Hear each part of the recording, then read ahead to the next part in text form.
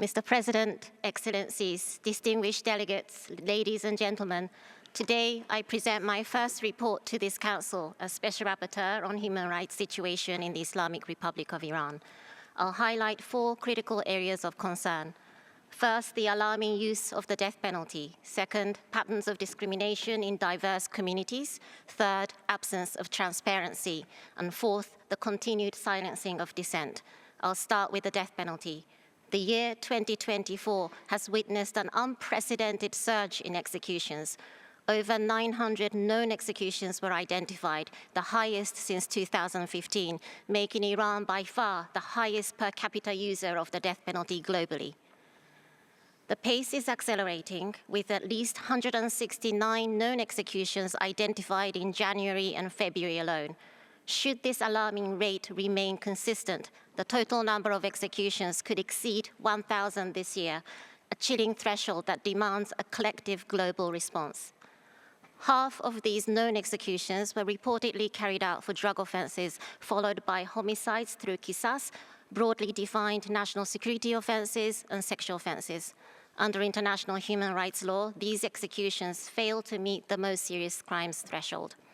I take the view that capital punishment reflects a state's willingness to exert lethal violence on its people rather than serving as an effective deterrent.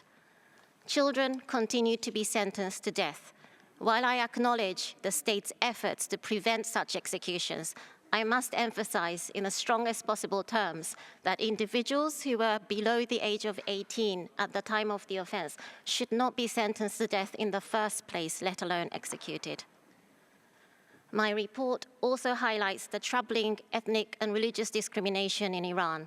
This affects religious minorities, including Baha'is, Christian converts, and Sunni Muslims, as well as ethnic minorities, including as well as ethnic minorities such as Azerbaijanis, Kurds, Ahwazi Arabs, and Baluchi. And I continue to receive reports of arbitrary detention, unfair trials, and in some cases resulting in death sentences. Women from these communities face particularly acute challenges, experiencing multiple overlapping forms of discrimination. Now turning to women, 2024 has seen at least 30 known executions of women, the highest number in a decade.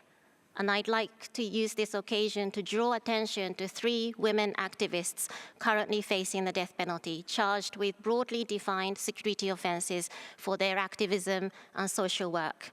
They are Pakshan Azizi, Varisheh Moradi, and Shariheh Mohammadi. This same year in 2024, at least 179 femicides were documented. Whether they are women as offenders facing execution or victims of femicides, these women share similar experiences that contributed to their circumstances, stories marked by domestic abuse, sexual violence, and child marriages. And I think it's important that we understand these killings within Iran's legal frameworks. The country still lacks comprehensive law against domestic violence. The pending bill contains significant gaps, including the failure to criminalize marital rape and economic abuse. Women face systemic discrimination in marriage, divorce, and child custody laws, with their testimony valued at half that of men's and movement restricted by requiring spousal permission. Finally, the legal distinction between honor-related killings and murder creates a dangerous hierarchy that effectively sanctions lethal violence against women. Mr. President, distinguished delegates, one of the central findings of my report is the pervasive lack of transparency. In this statement, I deliberately used the term known executions in my statement because the Islamic Republic of Iran continues to withhold official execution figures, with only 10% of known executions announced through official channels.